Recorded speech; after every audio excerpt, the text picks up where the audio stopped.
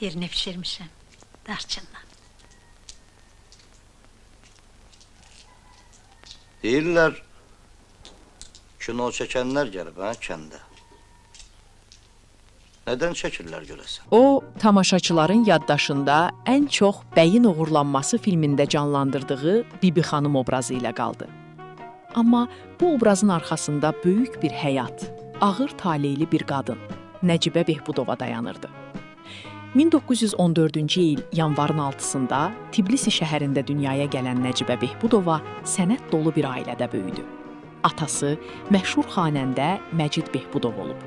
Ailədə 3 uşaq, Nəcibə, Ənvər və sonradan Azərbaycan musiqisinin əfsanəsinə çevriləcək Rəşid Behbudov vardı. Uşaqlıqdan sənətə böyük maraq göstərən Nəcibə dram və rəqs dərnəklərində iştirak edir. 1930-cu illərdə Bakıya gəlir, texnikumda oxumaqla yanaşı, böyük sənətkar Bülbülün sinifində dinləyici kimi iştirak edərək vokal sənətinin sirlərini öyrənir. Görün sizi bu dağa daşa salanın, əli qurusun, dili qurusun, evi yıxılsın. Bəsdir qarğışladın da. Silah səndən Aybala. Sağ ol ay xala. Yazırlar, gəlirlər, yoxluyurlar, gedirlər. Elə zammaqdır deyə, gərək hökmən bir zurna çalsınlar. Ancaq rəhmətlik atası əla atar çalar. Öz tarçalanımız var, oğluna deyərsən gəlin bizi görsün. Avala, gəlin qonağınız olun da. 1933-cü ildə anasının vəfatı onu yenidən Tiflisə qaytarır. Burada teatrda çalışır. Eyni zamanda gənclərə aktyorluq sənətini öyrədir. 1947-ci ildə Tiflis Dövlət Azərbaycan Teatrı bağlandıqdan sonra yenidən Bakıya qayıdır və musiqili komediya teatrında fəaliyyətə başlayır.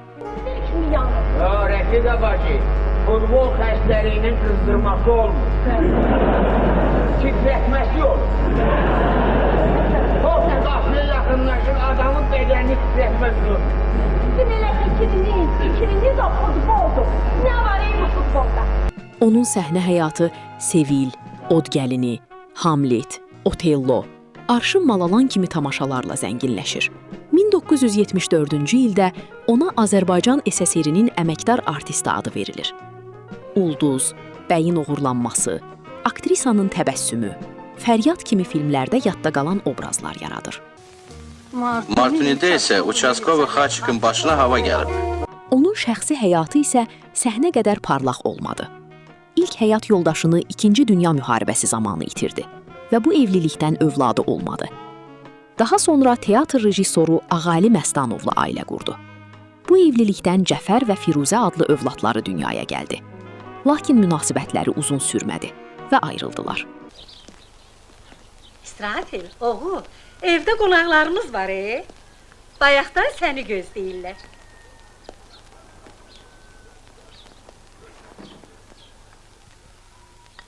Əşi, belə xoş gəlib, səfa gətiriblər. Yallah, Xoş görmüşsün. Bu nədir qonaqların sumu sarsaya? Salam Meleçim. Evdən nə qədər ləziz yeməklər var, gətirtin görsün. Salam Meleçim. İsrafilin çörəyi halal çörəkdir. Suyumdan için. Bizim qız elə xörəklər pişirir ki, yeməkdən doymaq olmaz. İsrafil, oğul, qalx. Qalx əziz qonaqlar üçün toğlunu kəs. Nəvəsi Ülviyə Ələkbərovanın sözlərinə görə, nənəsi keçmişini xatırlamaqdan çəkinirdi. Hətta köhnə şəkillərdə həyat yoldaşının olduğu hissələri kəsirdi. Ayrılığın səbəbini soruşanda isə sadəcə belə deyirdi. Baban qadınlarla çox gəzirdi. 1989-cu ildə qardaşı Rəşid Behbudovun vəfatı aktrisanı dərindən sarsıdır. O, hər dəfə qardaşını televiziyada görəndə göz yaşlarını saxlaya bilmirdi. Dözə bilmirəm, onun yoxluğuna alışa bilmirəm.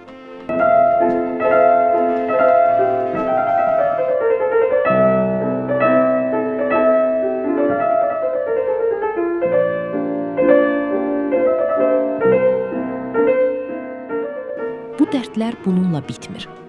1980-ci illərdə Azərbaycan estradasının tanınmış simalarından olan oğlu Cəfərin 1991-ci ildə ölkəni birdəfəlik tərk etməsi Nəcibə xanım üçün ən böyük zərbə olur. O, hər gün oğlunun şəklinə baxır, yolunu gözləyir və bir gün geri qayıdacağına ürəkdən inanırdı. Geçti daha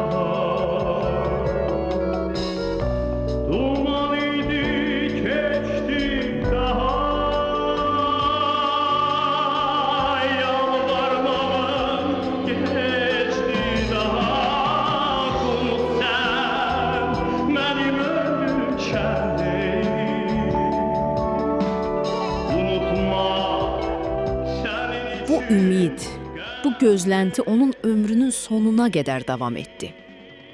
1999-cu il dekabrın 7-sində 2 dəfə insult keçirəndən sonra dünyasını dəyişən Nəcibə Behbudova həyatının son anına qədər bir ana kimi gözlədi.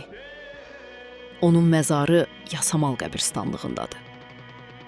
Bu sadəcə bir aktrisanın yox, ömrü boyu həm səhnədə, həm həyatda rol oynayan, amma ən ağır rolu, gözləməyi yaşayan bir ananın hekayəsidir. İskəndər Zülqərney can üstü olanda deyibdir. Ne deyib Aymə? Dünyanı baş-başa gəzmişəm özüm, ancaq bu dünyadan doymuyur gözüm. Gel otur oğlum, gel. Bu saat ben sizin için çay hazırlayayım, oturun. Ay tamam, qonağımız var. Çay hazırla. Qonağımız olduğunu Belə təsirli həyat hekayələrinin davamı üçün kanala abunə olmağı unutmayın.